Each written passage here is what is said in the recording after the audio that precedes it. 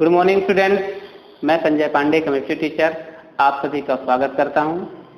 जैसा कि आप जानते हैं कोविड-19 है और कोविड-19 के कारण लॉकडाउन में ओपन तो है लेकिन स्कूल और कॉलेज जो है ओपन नहीं हो रहे, ऑफलाइन नहीं है। क्योंकि ऑनलाइन की व्यवस्था की गई है तो ऑनलाइन के माध्यम से आप सभी को हम प्रोवाइड कर रहे हैं वीडियो के माध्यम से और आप सभी का स्वागत करता हूं क्योंकि वीडियो देखने के लिए। पिछले वीडियो में हम आपको रासायनिक समीकरण केमिकल इक्वेशन के बारे में जानकारी दिया था और आई होप कि आप समझ गए होंगे।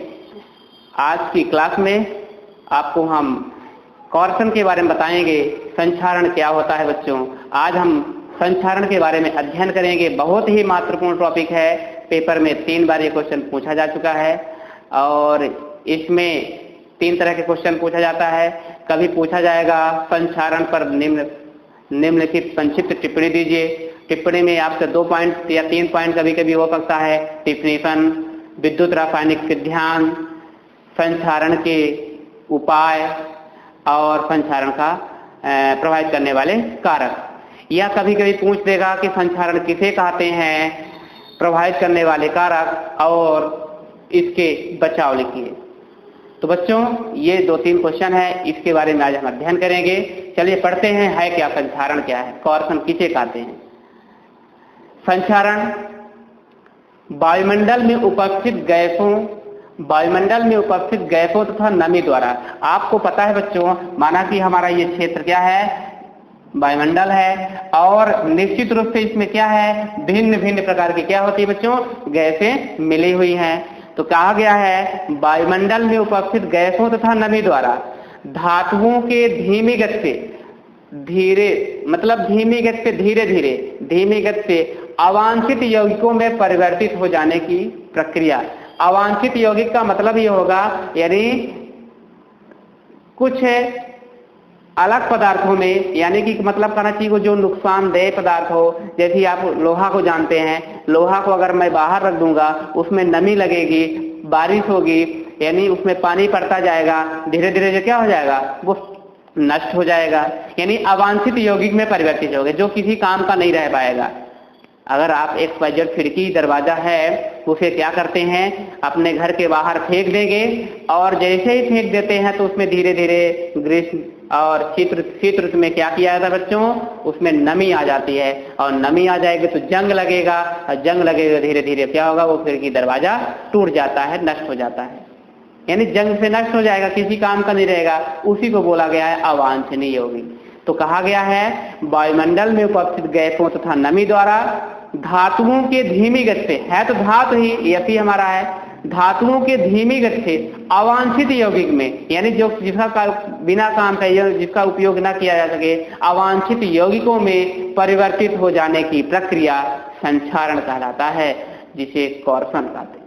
वहीं आगे बच्चों संक्षारण ये है। एग्जाम्पल है, मेन एग्जाम्पल आपका लोहे में जंग लगना, यानी इफ डिफिनेशन का जो मुख्य एग्जाम्पल होगा है लोहे में जंग लगना। लोहे में जंग लगना, चांदी की सतह का मलिन होना।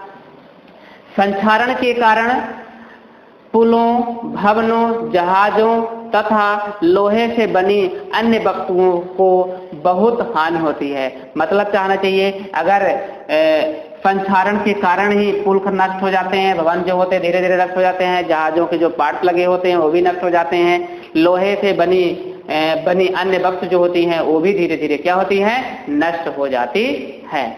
तो बच्चों ये क्या है, उसका मुख्य एग्जाम्पल है। अब आप पूछेंगे जंग का सूत्र क्या होता है, रस्ट का सूत्र क्या होगा बच्चों, तो देखिए रस्ट का हम फार्मूला बता रहे हैं क्या होता है, Fe2O3.XH2O। Fe2O3.XH2O इसको बोलते हैं रस्ट या जंग। लेकिन इसका फार्मूला ये बता दिया, लेकिन इसका नाम क्या है, केमिकल नेम क्या होता है, तो याद रखिएगा हाइड्रेटेड फेरिक ऑक्साइड। इसका क्या नाम है, हाइड्रेटेड फेरिक ऑक्साइड। ये आपका फर्स्ट पॉइंट था, डिफिनेशन के अंतर्गत आपको इतना लिखना है। ठीक है बच्चों, नेक्स्ट दूसरे पॉइंट की बात करते हैं, जंग लगने का विद्युत रासायनिक सिद्धांत।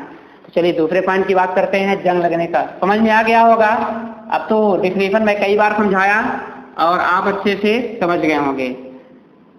वायुमंडल में उपस्थित गैसों तथा नमी द्वारा धातुओं के धीमी गति से अवांछित यौगिक का मतलब होगा जो हमारे उपयोग में ना हो और उसमें परिवर्तित हो जाने की प्रक्रिया क्या कहलाएगी बच्चों? संक्षारण कहलाता है। ठीक है, चलिए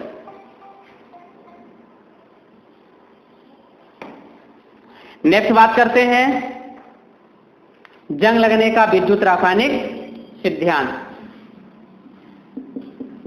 जंग लगने का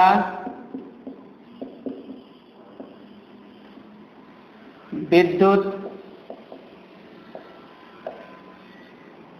रासायनिक सिद्धांत। जंग लगने का विद्युत रासायनिक सिद्धांत तो क्या होगा इसमें? देखिए, जंग लगने का विद्युत रासायनिक सिद्धांत में देखते हैं, इस सिद्धांत के अनुसार अशुद्ध लोहे की सतह, लिख लीजिए इसको, इस सिद्धांत के अनुसार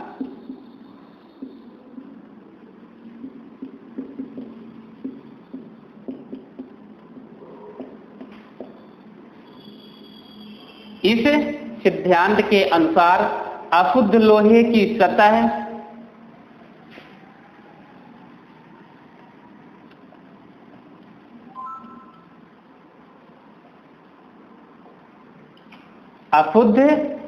की सतह एक विद्युत रासायनिक सेल की भांति व्यवहार करती है।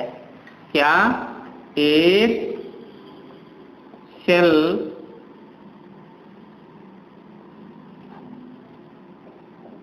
विद्युत रासायनिक सेल की भांति व्यवहार करती है। यानी एक विद्युत रासायनिक सेल की भांति क्या करता है बच्चों? व्यवहार दर्शाती है। और ऐसे सेल को संक्षारण सेल कहते हैं। इसको क्या कहा जाता है? ऐसे सेल को संक्षारण सेल कहा जाता है।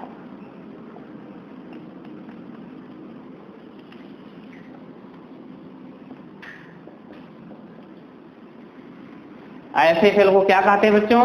संक्षारण सेल कहा जाता है। अब आगे देखिए, इसमें 2 पॉइंट होते हैं। इन सेलों में शुद्ध लोहा जो होता है एनोड का कार्य करता है। इन सेलों में शुद्ध लोहा एनोड का कार्य करेगा। शुद्ध लोहा क्या करता है? इन सेलों में शुद्ध लोहा एनोड का कार्य करता है और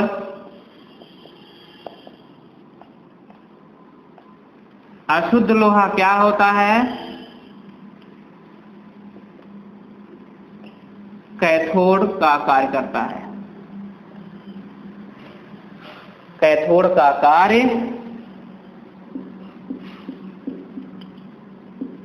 करता है। ठीक बच्चों, समझ गए हैं? यानी हमारा जो शुद्ध लोहा होगा वह एनोड का काम करेगा और जो अशुद्ध लोहा होता है वह कैथोड की तरह कार्य करता है।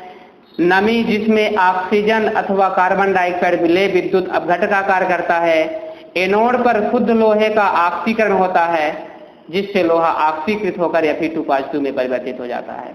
यानी एनोड पर क्या होता है? शुद्ध लोहे का ऑक्सीकरण होता है। याद रखना है आपको, एनोड पर शुद्ध जो लोहा हमारा होगा, शुद्ध लोहे पर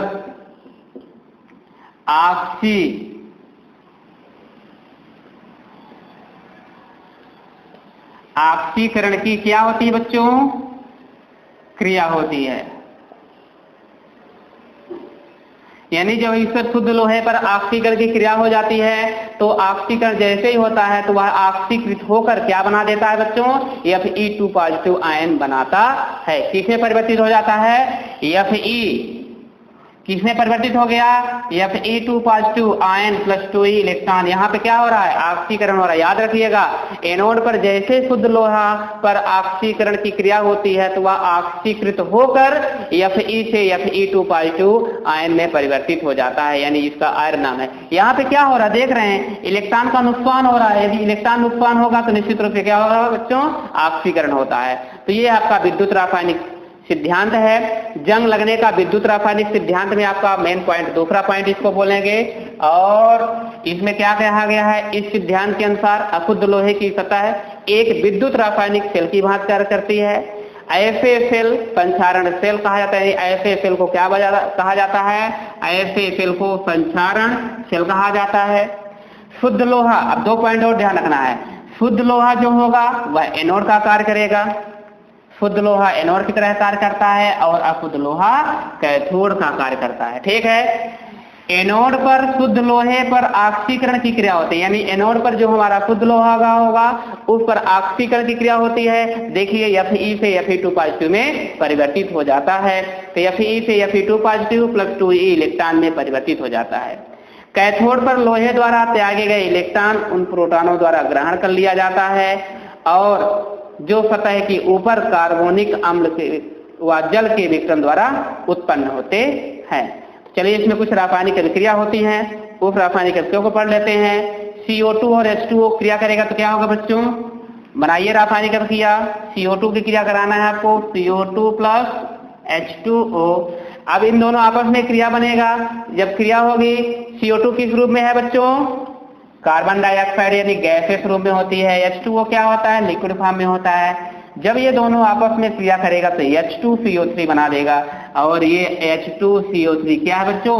कार्बोनिक एसिड होता है। क्या नाम है इसका? H2CO3 का नाम क्या होगा? कार्बोनिक एसिड होगा। और यह जब और आगे टूटेगा, विघटित होगा यानी विद्युत अपघट्य होगा तो हाइड्रोजन आयन प्लस क्या होगा बच्चों? HCO3 नेगेटिव, यानी क्या होगा? देखिए आयन में परिवर्तित हो गया, हाइड्रोजन आयन पॉजिटिव चार्ज हो गया और HCO3 हमारा क्या होगा? कार्बोनेट, बाइकार्बोनेट आयन हो गया। अब इसमें H2O तोड़िए, H2O को और विघटित कीजिए। H2O इसको तोड़िए, क्या बनेगा बच्चों? H पॉजिटिव आप पढ़ चुके हैं प्लस OH नेगेटिव, यानी पानी भी डिफ्यूज हो गया और डिफ्यूज होने के बाद क्या बचा? H positive plus OH negative. अब आपको क्या करना है? अतः 2H पॉजिटिव हमारे पास अगर कितने हैं? 2H positive plus 2e electron तो क्या बन जाएगा? 2H बन जाएगा। यानी हाइड्रोजन हमारे पास इलेक्ट्रॉनों की संख्या में कमी है और अगर इलेक्ट्रॉनों की संख्या में कमी है तो क्या होगा? 2H positive plus 2e electron. तो यहाँ पे क्या हो रहा है बच्चों? अपचयन हो रहा है। यहाँ पे क्या हो रहा है? अपचयन हो रहा है। लेकिन इस कंडीशन में क्या हो रहा था? ऑक्सीकरण हो रहा था। यानी अगर इलेक्ट्रॉनों की संख्या में कमी होती है तो ऑक्सीकरण होता है और यदि इलेक्ट्रॉनों की संख्या में मतलब उसमें बढ़ जाता है यानी इसको योग करेंगे तो क्या हो जाएगा? अपचयन। यह हाइड्रोजन जल में घुली हुई अवस्था वायुमंडल की ऑक्सीजन से क्रिया करके जल बना देती है। यानी हाइड्रोजन जो होता है वायुमंडल में भिन्न भिन्न प्रकार की ऑक्सीजन है, वहां से क्रिया करके क्या बना देता है बच्चों? पानी बना देता है। तो इसकी जो लास्ट रिएक्शन होगी उसको थोड़ा देख लीजिए। मेन रिएक्शन क्या होगी उसमें? कौन सा H2? यही 2H क्या करेगा? वायुमंडल में हमारे पास ऑक्सीजन भरी हुई है, यहाँ पे इसका मतलब क्या होगा? 1/2 O2 मतलब होता है ऑक्सीजन और एक ऑक्सीजन है, ये क्रिया करके बना देता है H2O, यानी वाटर मॉलिक्यूल बन जाता है, पानी पुनः बन जाता है। और इस प्रकार से ये क्या होता है? रासायनिक अभिक्रिया कंप्लीट होती है। लास्ट में आप लिख देंगे Fe2O3 प्लस XH2O। क्या लिखेंगे? Fe2O3 plus XH2O। इसका मतलब क्या होगा? बहुत सारे पानी। X का मतलब होता है यहाँ पे निश्चित रूप से कुछ और पानी, 1 2 4 10, ठीक है। X के स्थान पर यहाँ पे N भी हो सकता है। तो Fe2O3 प्लस XH2O के साथ क्रिया होती है तो लास्ट बन जाता है आपका Fe2O3 डॉट XH2O और यही क्या होता है बच्चों? रस्ट होता है। ये आपका है विद्युत रासायनिक सिद्धांत। इसमें 2-3 रासायनिक अभिक्रिया हैं, याद रखिएगा। आयरन ऑक्सीकृत होकर Fe2 पॉजिटिव बना दिया। इसके बाद कार्बन डाइऑक्साइड H2O के साथ क्रिया करके कार्बोनिक एसिड बनाया। यह विघटित होकर के H2 और HCO3 नेगेटिव, इसको बाइकार्बोनेट आयन बोलते हैं। इसके बाद यह है आपका H2O विघटित हुआ तो H2 प्लस OH आयन बनाया और 2H पॉजिटिव, मान लीजिए H पॉजिटिव यहाँ पे है, एक H पॉजिटिव और लिया, 2H पॉजिटिव में 2 इलेक्ट्रॉन दे दिया तो यह आपका बन गया 2H। लास्ट रिएक्शन जो आपकी होगी 2H क्या है, ये जो 2H है वायुमंडल में बहुत सारी ऑक्सीजन पड़ी हुई हैं, उससे जाकर क्रिया करेगा और क्रिया कर देगा तो हमारा वाटर मॉलिक्यूल बना दिया। और वाटर मॉलिक्यूल क्या किया बच्चों, Fe2O3 से क्रिया करके बना दिया रस्ट, यानी जंग का निर्माण कर दिया। ये है आपका विद्युत रासायनिक सिद्धांत। तीसरे पॉइंट की बात करेंगे हम, संक्षारण को प्रभावित करने वाले कारक। आइए बच्चों, संक्षारण को प्रभावित करने वाले कारक के बारे में बात करते हैं। ये हमारा तीसरा पॉइंट होगा। इसमें प्रभावित करने वाले कारक 4 हैं और बहुत ही आसान है, इसको थोड़ा मात्र समझना है, अपने शब्दों में इसको लिखना है। ठीक है बच्चों, क्योंकि पॉइंट्स होते हैं और ये निश्चित रूप से प्रश्न इंपॉर्टेंट है। तो ये तो 4 पॉइंट आपको पता है कि एक परिभाषा हो जाएगी, दूसरी विद्युत रासायनिक के सिद्धांत हो जाएंगे, तीसरा पॉइंट होगा प्रभावित करने वाले कारक और चौथा बचाव। तो प्रभावित करने वाले कारक भी बहुत मेन पॉइंट होते हैं। मेन आपको मैं बता रहा हूं। देखिए, पहला पॉइंट होता है नमी एवं वायु। नमी एवं वायु क्या होता है, आप जैसे बरसात का समय चल रहा है, निश्चित रूप से क्या होगी, नमी बनी रहती है। यदि आप यानी एक रूम के अंदर, रूम में क्या कर दे, कूलर रख दें और कूलर को मतलब गेट जो है बंद कर दीजिए और आप चालू कर दीजिए, निश्चित रूप से उसमें अगर गैस नहीं आएगी तो नमी बन जाएगी।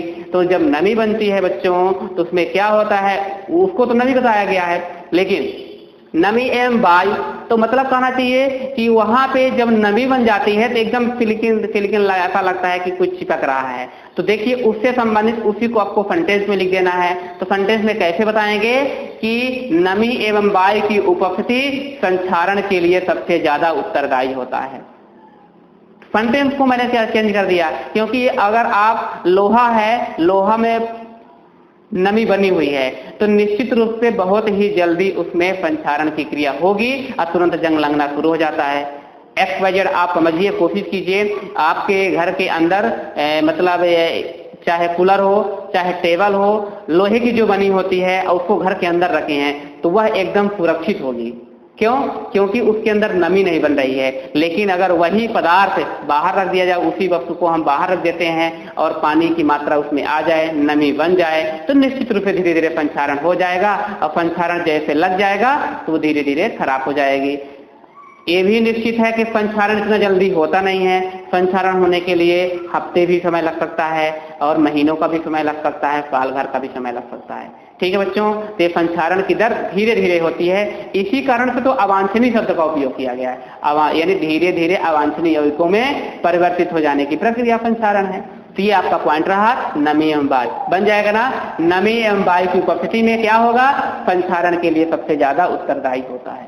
दूसरा पॉइंट होता है धातुओं की सतह पर उपस्थित विकृत, यानी ये धातुओं की सतह पर उपस्थित विकृत का मतलब होगा मेन पार्ट। जैसे मान के चलिए ये हमारा लोहा है और इस लोहे में बीच में एक पॉइंट और बना है, तीसरा पॉइंट यहाँ पे बीच में और आ जाता है, तो ये कोने बन गए हैं। अब इस कोनों में क्या होगा कि जल्दी से, यानी यहाँ पे बहुत ही जल्द संक्षारण की क्रिया होती है, यानी जंग लगने का संभावना ज्यादा रहती है। लेकिन अगर यही सीधा हो तो वहां पे ज्यादा से ज्यादा संभावना नहीं रहती, यानी सीधा वो अगर रहता है कोई पदार्थ तो वहां पे जंग इतना जल्दी नहीं लगता है। तो इन्होंने क्या कहा, धातुओं की सतह पर विकृतियां उत्पन्न हो जाती हैं, जैसे कटी फटी हो, मुड़ी हुई हो, खुरदुरी हो या खरोंच युक्त धातु सतहों पर संक्षारण तेजी से होता है। ठीक है, मेन पॉइंट समझ में आ गया ना। यानी कोई खुरदरी हो, कटी फटी हो या मुड़ी हुई हो या खरोंच युक्त हो, ऐसी वस्तु अगर है तो निश्चित रूप से संक्षारण की क्रिया होगी, अब बहुत जल्दी होती है। तीसरा पॉइंट होता है माध्यम का पीएच। माध्यम का पीएच का मतलब जानते हैं बच्चों, पीएच की जो कंडीशन होती है 0 to 14 होती है। 0 से 14 के बीच में कहा जाता है कि मान लीजिए ये 0 से 14 है, 0 से लेकर के आपका 14 है जो आपका 7 मिड पॉइंट होता है। 0 to 6.9 के बीच में जो हमारा होगा उसको हम एसिडिटी बोलते हैं। एसिड रहता है यानी अम्लीय पीएच मान रहता है, और इसको बोलते हैं क्षारीय यानी बेसिक होता है। ठीक, एसिडिक और बेसिक। एसिडिक का मतलब क्या, 0 से 7 के अंदर रहेगा और 7 से 14 के बीच में रहेगा, तो उसको बेसिक होते हैं यानी क्षारीयता का गुण बोला जाता है। अब देखिए कहा गया है कि माध्यम का पीएच का मतलब क्या होगा, अगर 7 से कम है कोई मतलब पीएच मान तो वहां पे अम्लीय माध्यम शो करेगा, और 7 से ज्यादा हो जाता है तो वह क्या होता है बच्चों, क्षारीय माध्यम।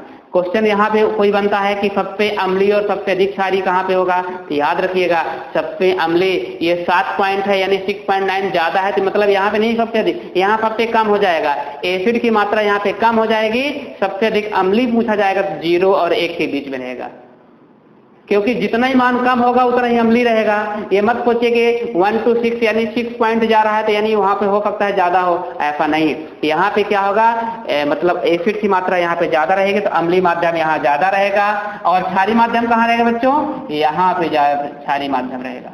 ठीक है, अम्लीय माध्यम और क्षारीय माध्यम आपको बता दिया। तो क्या लिखा हुआ है माध्यम की पीएच में, क्या लिखा है, क्षारीय माध्यम में पीएच की गति धीमी होती है पीएच के मान में कमी होने पर। पीएच के मान में कमी होने मतलब 0, 1, 2, 3, 4 ये है। पीएच के मान में कमी होने पर संक्षारण की दर क्या होती है बच्चों, बढ़ने लगती है।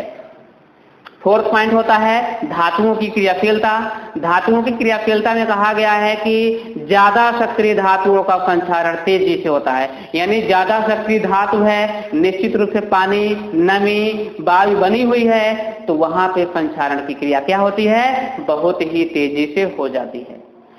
आप ये भी सुने होंगे कि इतना जल्दी संक्षारण क्यों हो जाता है, क्योंकि निश्चित रूप से वो कटी फटी मुड़ी हुई खुरदुरी होती है तो उसका संक्षारण निश्चित रूप से तेजी होगा। अगर वो सीधी पाइप रखी हुई है तो उसमें इतना जल्दी आसानी से जंग नहीं पकड़ता। तो ये हमारा रहा है आपका संक्षारण में, संक्षारण को प्रभावित करने वाले कारक 4 पॉइंट हैं। कौन कौन से हैं, नमी एवं वायु, दूसरा होता है धातुओं की सतह पर उपस्थित विकृत, तीसरा है माध्यम का पीएच, चौथा पॉइंट होता है धातुओं की क्रियाशीलता। तो आप इसको अपने सेंटेंस में भी लिख सकते हैं, ऐसा नहीं है कि मतलब आप नहीं लिख सकते, लेकिन आपको शब्दों को ध्यान देना पड़ेगा, क्योंकि साइंस की जो कॉपी चेक होती है तो वहां पे एक ओसी कॉपी जरूर मिलती है, तो इसे ध्यान देना पड़ेगा। ठीक है बच्चों, नेक्स्ट पॉइंट की बात करेंगे। 4th नंबर रहेगा हमारा संक्षारण से बचाव।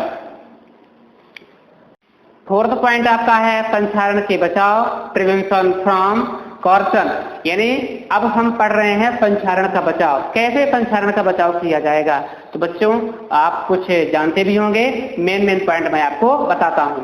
देखिए पहला पॉइंट मेरा होता है धातुओं की सतह पर पेंट करके, यानी धातुओं की सतह पर पेंट करके अगर हम धातुओं पर पेंट कर देंगे तो निश्चित रूप से धातु की क्या होगी, सतह बच जाएगी और हमारी वस्तु से बचेगी। यानी तो अब उसको सेंटेंस में कैसे लिखना है, तो आप ऐसा भी लिख सकते हैं धातुओं की सतह पर पेंट चढ़ा करके संक्षारण से बचाया जा सकता है, या साइंस यानी केमिस्ट्री की भाषा में आपको शब्दों का उपयोग करना है तो क्या लिखेंगे, क्रियाशील धातुओं की सतह पर पेंट लगाकर। क्रियाशील का मतलब जहां पे संक्षारण हो रहा है, यानी क्रियाशील धातुओं की सतह पर पेंट लगाकर उन्हें वायु एवं नमी के संपर्क से बचाया जा सकता है। निश्चित रूप से जहां पे क्रियाशील धातु होगी, मतलब जहां मुड़ी हुई हो, कटी हो, फटी हो या खुरदुरी हुई हो, वहां पे क्या करना है, पेंट लगा करके वायु एवं नमी, वायु में आपको बता दिया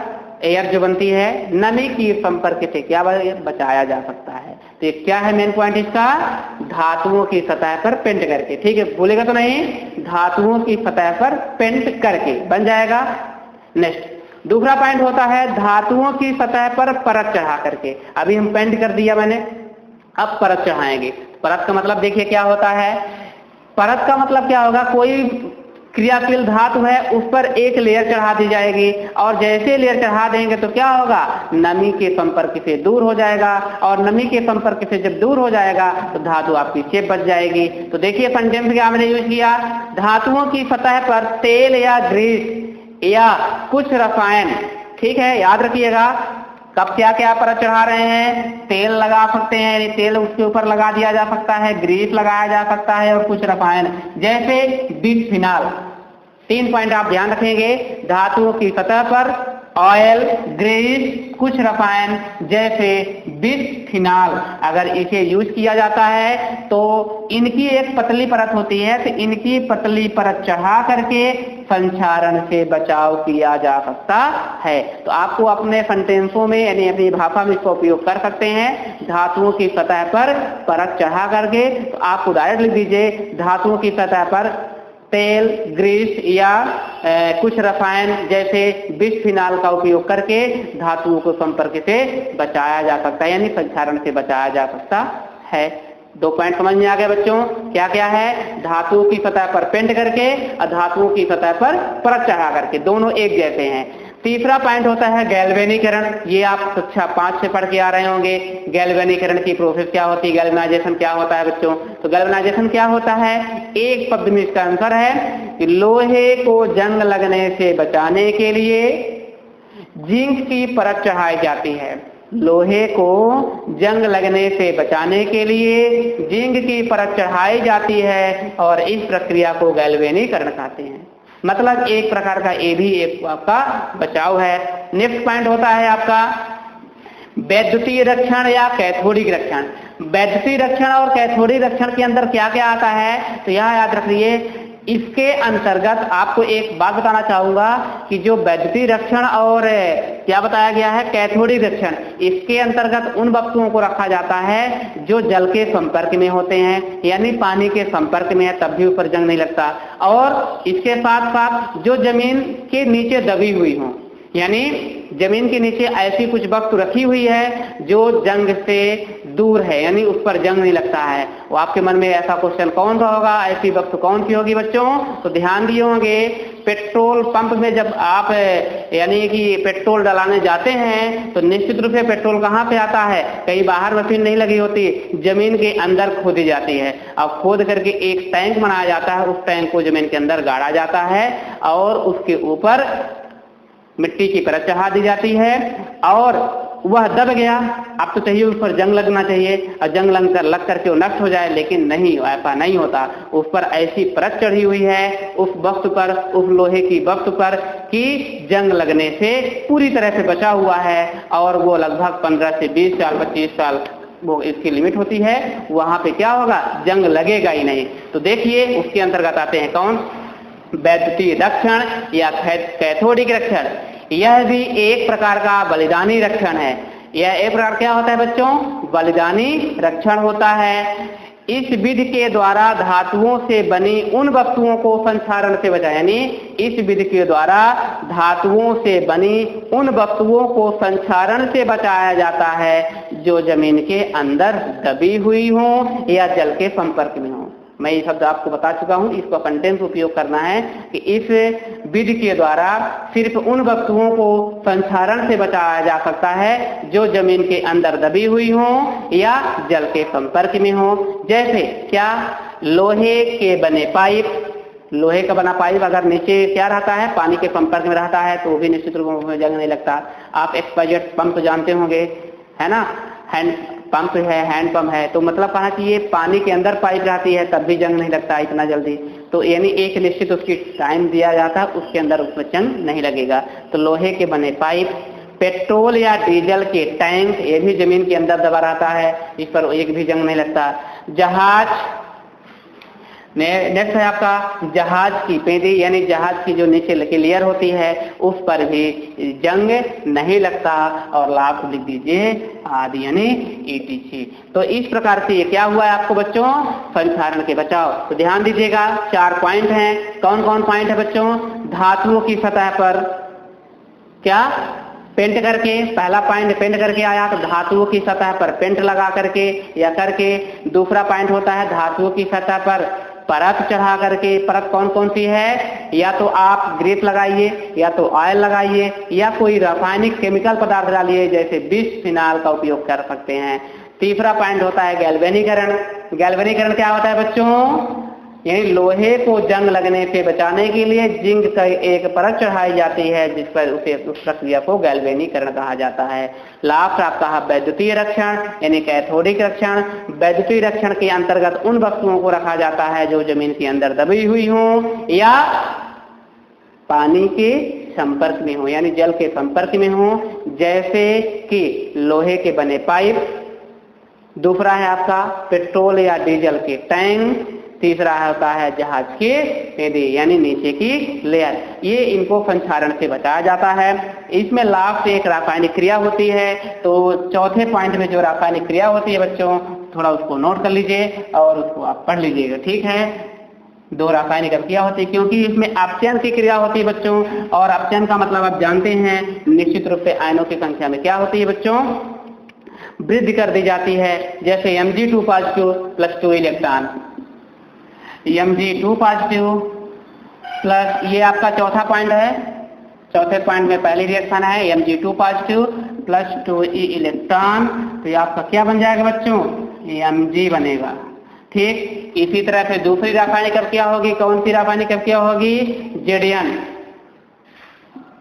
Zn2 positive plus 2e electron, ये बनाइए आप। Zn के साथ साथ अब लास्ट में कौन सा बचा है, Fe बना हुआ है, तीसरा पॉइंट है आपका। और तीसरे में क्या होगा, Fe2 positive plus 2e electron, तो अब आगे क्रिया होगी। तो यहाँ पे बने Zn में 2 इलेक्ट्रॉन की कमी है, इसको जब दे दिया जाएगा तो सिर्फ Zn बनेगा, जो कि आपका ये होगा पॉइंट फॉर्म में, ये भी आपका हो जाएगा, और Fe जो होगा आपका Fe सिर्फ बन जाएगा। तो इस प्रकार की ये इनकी अवस्था होती है। और इसमें ये किस रूप में होते हैं बच्चों, आयनिक फॉर्म में होते हैं। तो निश्चित रूप से अगर कोई भी हमारा पार्ट यानी कोई भी आयन यदि आयनिक फॉर्म में है, कोई भी धातु यदि आयनिक फॉर्म में है तो वह क्या होगा, जलीय विलयन में होगा, यानी एक्वफिलिस में होगा। तो ये AQ लिखा हुआ है बच्चों, तो ये समझ जाइएगा, ठीक है। तो ये आपका मेन पॉइंट है, इसका रासायनिक केमिकल था, केमिकल रिएक्शन ये है, ठीक है। इसके अंतर्गत 4 पॉइंट के अंतर्गत आता है, ठीक है। और बहुत सारे टॉपिक हैं, तो आप इनको अच्छे से पढ़ लीजिएगा। जंग विरोधी विलयन लगाना है ना, इस पे भी क्षारीय फास्फेट और क्षारीय क्रोमेट विलयन का क्या किया जाता है, इस पर डुबोया जाता है। और जब जंग विरोधी विलयन आप लगा देंगे क्षारीय फास्फेट क्षारीय क्रोमेट, तो निश्चित रूप से उस पर भी जंग नहीं लगेगा। तो ये कौन सा पॉइंट लास्ट में अगर पढ़ना है तो आप जंग विरोधी विलयन आप यूज कर सकते हैं। लगभग आप 3 या 4 पॉइंट पेपर पूछा जाता है। तो ये आपका महत्वपूर्ण क्वेश्चन कंप्लीट होता है। आप इसको पढ़ें, समझें, और यदि आपको अच्छा लगे तो अपने मित्र को भी भेजिए, ठीक, ओके।